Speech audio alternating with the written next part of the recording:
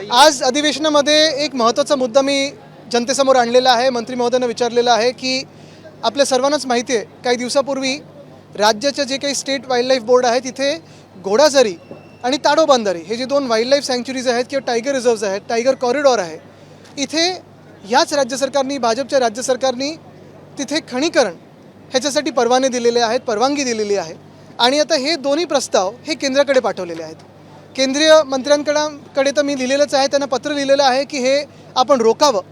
मरकी मंगली 2 हे जे ताडोबा अंधारीमध्ये जी खाण आहे त्याला स्थगिती मी मंत्री म्हणून दिली होती. कारण कुठेही आपण पाहतो जंगलांचा विनाश करायला भाजप पुढे मागे पाहत नाही.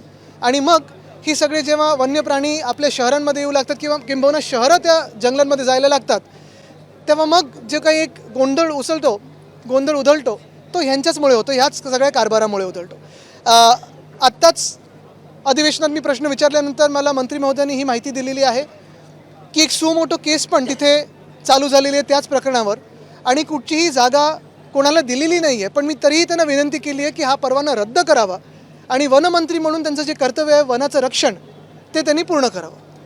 मुंबई महानगरपालिका नाही करा पुढचं. दुसरीकडे आपण जर मुंबईतलं वातावरण पाहायला गेलं तर प्रदूषण मोठ्या प्रमाणात वाढते आणि AQI जो आहे हा दिवसेंदिवस खालावत जातोय. त्याच्या बाबतीत काँग्रेसचे अनेक आमदार आंदोलनं करतायत, रोज मास्क लावून ते मुद्दे हातात घेत आहेत. मला वाटतं आता मास्क लावून उपयोग नाही आहे. AQI कमी करायचं असेल तर राज्य सरकार असो किंवा मुंबई महानगरपालिका असो, त्यांच्यासमोर जे परदेशी VIP व्हिजिटर्स येतात त्यांचा मास्क लावून आलं पाहिजे. ते दिसले की बरोबर हे सगळं कन्स्ट्रक्शनवर बंदी आणतात आणि AQI सुधारतो. सांगण्याचा मुद्दा हाच, जर VIP व्हिजिट होत असताना ट्रॅफिकची परिस्थिती सुधारू शकते.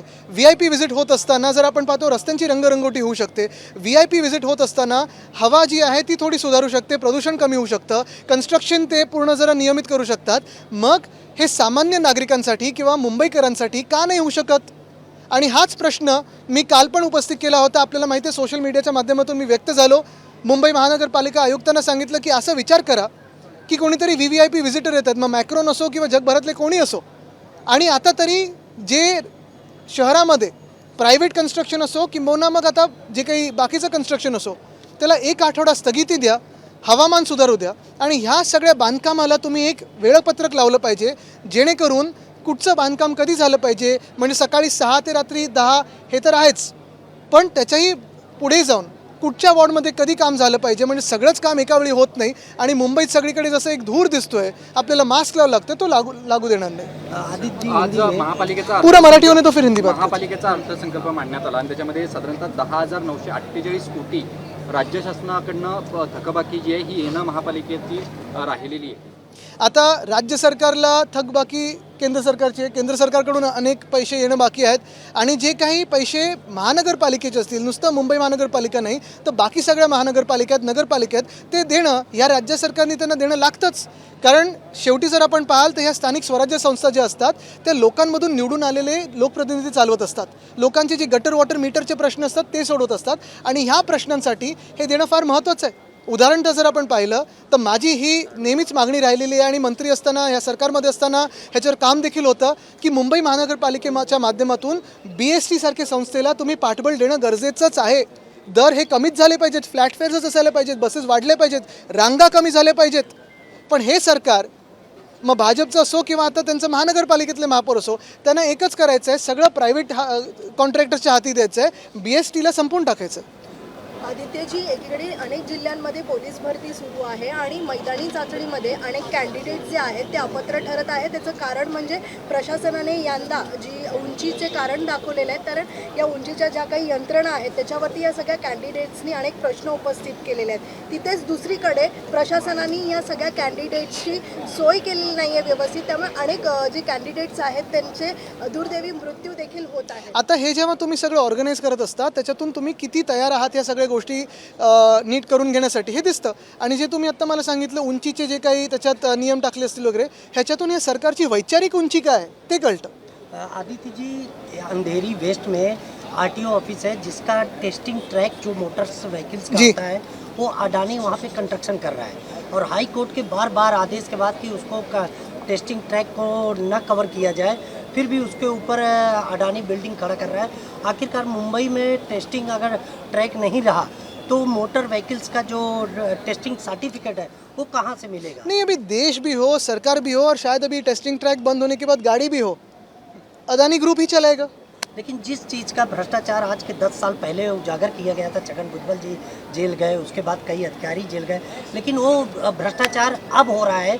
अंधेरी आरटीओ ऑफिस घोटाला वो अब किया जा रहा है और बार बार हाई कोर्ट उस पर रोक लगा रही है कि इस घोटाले का।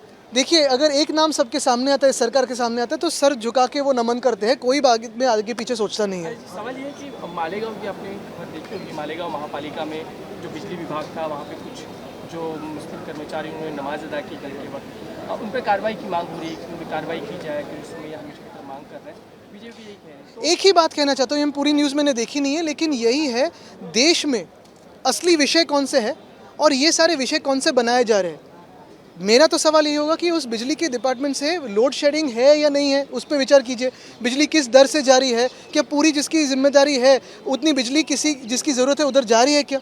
यानी हम देश को कहाँ लेके जाना चाहते हैं और भाजपा कहाँ खींचना चाहता है, ये इसमें जो एक अंतर है उसके बारे में हम नहीं तो आपने सोचना चाहिए। डीजीसीए ने कारवाई केलेली आहे बीएसआर कंपनी। तुम्ही यांचा प्रश्न घेतला था? मराठीत त्यामुळे जी काही उड्डाणं आहेत त्यांच्यावरती बंदी घातलेली आहे। खरं तर ही नाही, आता बघा, तुम्ही DGCAचं जर सांगायचं झालं तर काल पण मी कुठेतरी वाचत होतो की उडान स्कीममध्ये जेवढे एअरपोर्ट झालेले आहेत त्याच्यातून अनेक एअरपोर्ट्स बंद पडलेत। पहिली गोष्ट म्हणजे हा पैसा खर्च केला कोणासाठी, कशासाठी, कोणाचे कॉन्ट्रॅक्ट होते, कोणते एअरपोर्ट चालवतं, हा एक विषय जरी झाला तरी कालच पाहिलं तर अंदमान की कुठेतरी एक हेलिकॉप्टर पडलेलं आहे, एक एअर ॲम्ब्युलन्स पडली आहे, त्याच्यात 7 जण तर गेलेच, पण त्याच्यात ब्लॅक बॉक्स पण नव्हतं। मग दुसरं स्पाइस जेटचं विमान होतं, त्याला इमर्जन्सी डिक्लेअर करून परत यायला लागलं। म्हणजे काय नेमकं चाललंय? वरतून हवेतून जायचं तिथे धोका, बोटीतून जायचं त्याच्यात धोका, रस्त्यातून जायचं तर खड्ड्यात पडून कोण मरतंय, कोणी मदतीला जात नाही आहे। नेमकं हे सरकार, आता काल त्याने एक ठराव केला की आता आम्ही नागरिकांसाठी काम करू, पण मग 12 वर्ष कोणासाठी काम करत होते माहित नाही मला। आदित्य जी कोणाला? मुंबई मनीष कांबळे नावाचा PS आहे, त्याला अटक केलं ACBने कंट्रोलच्या लाचेची। चांगलं राज्यसभेसाठी एकूणच चर्चा मोठ्या प्रमाणात होताना दिसते आहे। नेमकं बघा, चर्चा कुठेही होत नाही आहे, स्पष्ट मत आहे, जे पहिल्यापासून आमचं मत आहे ते आत्ता पण आहे। आत्ता पाहिलं महाविकास आघाडी जर आपण पाहिली जी आम्ही लढत देत आहोत, मग ते अदानीकरण जे होतं मुंबईचं आणि महाराष्ट्राचं, धारावीचं जे अदानीकरण होत आहे, संविधानावर जो हमला होत आहे, आम्ही आणि काँग्रेस जे काही लढत देत आहोत ती स्पष्टपणे देत आहोत। पण ह्याच्यात एक महत्त्वाचं आहे, जर आपण महाविकास आघाडीचं जर तथ्य पाळलं आणि पाहिलं तर त्याच्यात जास्तीत जास्त ज्यांना सीट्स आहेत त्यांना पहिलं टर्न आलं पाहिजे, तो आमचा आहे। परत मी तुम्हाला सांगतो, हे जरी असलं लॉजिकली तरी दुसरी गोष्ट म्हणजे संजय राऊतजी असतील किंवा प्रियंका चतुर्वेदीजी असतील, आमचे 2 खासदार म्हणून, मी याच्यात नावं म्हणून नाही पाहते, व्यक्ती म्हणून पाहत नाही आहे, 2 खासदार म्हणून पण राज्यसभेत इंडिया आघाडीत बाकीचे कोण आहेत कोण नाहीत मला माहीत नाही, कोण वॉकआउट करतं, कोण अदानी वगैरे, ह्या सगळ्या विषयावर पण आम्ही काँग्रेसबरोबर ठामपणे लढत आहोत। देशात तुम्ही पाहता इंडिया आघाडीत कोण कोण आहे आत्ता तरी मला माहीत नाही, पण शिवसेना उद्धव बाळासाहेब ठाकरे पक्ष म्हणून आम्ही लढत देत आहोत। आता प्रश्न हाच राहतो की ज्यांची जास्तीत जास्त संख्या आहे, ज्यांचा टर्न आहे आणि ज्यांचा आवाज तिथे बुलंद आहे राज्यसभेत, म्हणून आमचा क्लेम आहे आणि आमच्या पक्षाच्या आमदार जे आता मतदान करतात त्या ह्याच्यात, त्या 20 जणांचं ठाम मत आहे की शिवसेना उद्धव बाळासाहेब ठाकरे पक्षाकडे ही सीट यावी। आम्ही ह्या सीटवर क्लेम केलेला आहे, दावा केलेला आहे आणि कुठेही त्याच्यात बदल झालेला नाही आहे। शरद पवारांच्या संदर्भात जे बोललं जात आहे, नेमकं संजय राऊत पण बोलताना बोलतात की त्यांची इच्छा आहे। आणि बघा, तुम्हाला परत एकदा सांगतो, मी व्यक्ती म्हणून नाही, मी माझं पक्षाचं मत सांगतो। व्यक्ती म्हणून अर्थात आदर आहेच, पण पक्ष टू पक्ष विचार केला, जर आम्ही काँग्रेस असो मग राष्ट्रवादी असो, हे सगळे जर पक्ष म्हणून विचार केले तर मी माझ्या पक्षाचं बोलणार आणि मी माझ्या पक्षाचं मत तिथे मांडत आहे, ते त्यांच्या पक्षाचं मत मांडत आहेत, काँग्रेसच्या पक्षाचं मत मांडत आहे। पण कुठेतरी मग या संदर्भात विधान परिषदेवर परिणाम होताना दिसेल। दोन्ही निवडणुका संबंधित नाहीत, वेगळ्या वेगळ्या निवडणुका आहेत, नाही तर 2029ची पण चर्चा करायला लागेल। मग आत्ताची होऊन गेलेली निवडणूक कोण कुठे लढलं, कसं लढलं, कोण कुठच्या गटात गेलं जिंकून आल्यानंतर, ह्याच्यावर पण चर्चा व्हायला लागेल। अजय, सवाल ये है कि राज्यसभा को लेकर आप लोग बार बार कह रहे हैं कि आपके पार्टी का व्यक्ति जाना चाहिए वहाँ पे, उनका आपका क्लेम है, लेकिन क्लेम नहीं है, लॉजिकल क्लेम है, पॉलिटिकल क्लेम है, टेक्निकल क्लेम है और सत्य भी है, तथ्य भी है। कांग्रेस और राष्ट्रवादी यही कहना है कि हम बैठेंगे, बात करेंगे, शरद पवार जी का नाम सामने चले आता है, इंडिया अलायंस को लेकर कहीं ना कहीं। देखिए, नाम मैं व्यक्ति में नहीं जा रहा हूँ, क्योंकि व्यक्ति कोई भी हो, हर एक के बारे में आदर है ही। वैसे कांग्रेस भी कोई बड़ी व्यक्ति का नाम ला सकता है, कोई भी ला सकता है।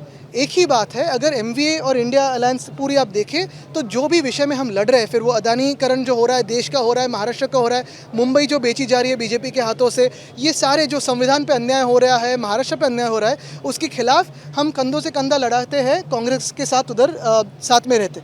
आप अगर देखें, बात करें तो फिर आंकड़ों के हिसाब से जाओ या फिर जो भी MVA का ये होता है, प्रोसेस होता है, उससे हमारा ही दावा है। और 2020 में ऐसे ही हमने NCP को एक बार तो की हमारी सीट अदा की है, और तब फौजिया खान जी जीत के आई थी, लेकिन 2022 में हमारे नहीं आए थे। तो इस बार हमारा दावा है और हमारा दावा पक्का है। सुप्रिया सुले कह रही है कि शरद पवार अगर राज्यसभा बट आता अगर मगर में बात नहीं है, अभी हमारा दावा है। समर्थन करेंगे। देखिए, मैं वापस कहता हूँ कि अगर मगर की बात ही नहीं है। ABP माझा, उघडा डोळे बघा नीट।